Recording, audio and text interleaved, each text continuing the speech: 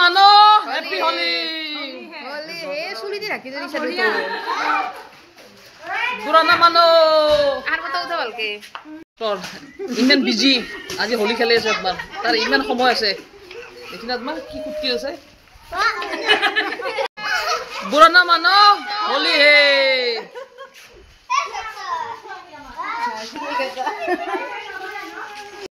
খেলিব পৰা নাছিলোঁ কিন্তু আজি হোলি খেলিলোঁ ঘৰতে দাদা বৌ দিলে হোলি